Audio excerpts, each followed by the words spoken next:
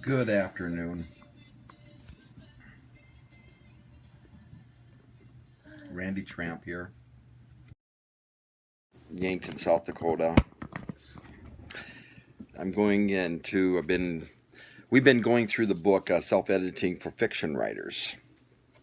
And we're in chapter 2. We're nearing the end of chapter 2. And I'm a freelance writer.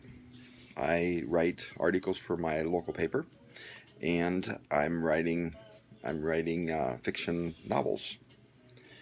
I'm hoping to have my first one published by the beginning of this next year. So I call myself a future best-selling author. So like I said, I'm from Yankton, South Dakota. Chapter 2, we've been going into character, how to develop character. Before we get into that, I would like to just talk about something that my mentor had told me. He explained that a golfer will practice a swing over and over and over again until he has that swing perfected. And it's the same way with a dancer, Fred Astaire. Practiced his dance move over and over and over again until he had it perfected, until he got to exactly where he wanted to be. That's with a writer. We practice, we study, we continually try to perfect our craft.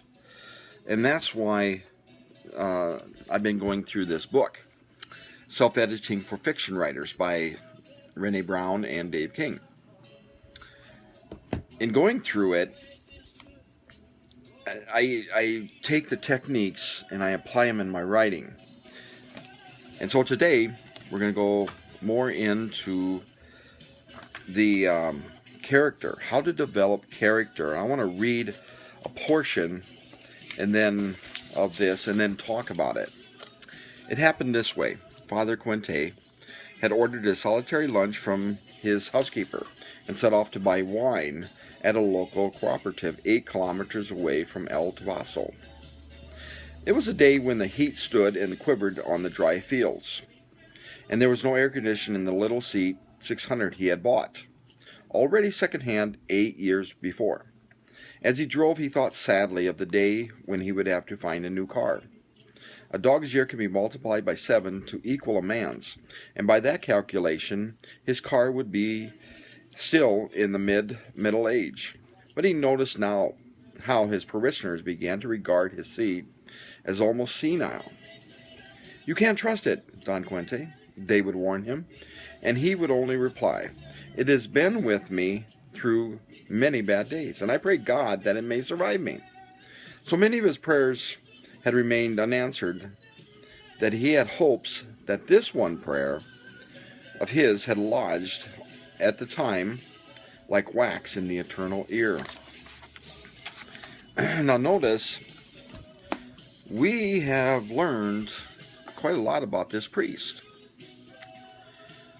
but nothing has been said directly about his personality. Only we know the priest through his car, through his parishioners, how his parishioners have talked to him, and through his prayer life. And again, nothing about his character was directly put out. But yet, we can say through that passage that we have a little knowledge of this priest, and maybe you're already getting a picture. And I don't know, as I read it, I began to picture a guy that, wasn't probably real tall, maybe 5'7", 8, skinny, possibly wasn't around people too much. Maybe you're getting a different picture of how you're seeing this priest. See, we all, as we read books, we all filter what we read into our past experience, and we begin to form a picture. Each one of us is going to form a different picture in our mind of the characters that we're reading about. And because this passage gave us some parameters, it allows us to do that. We know about his character, and we know that I get him as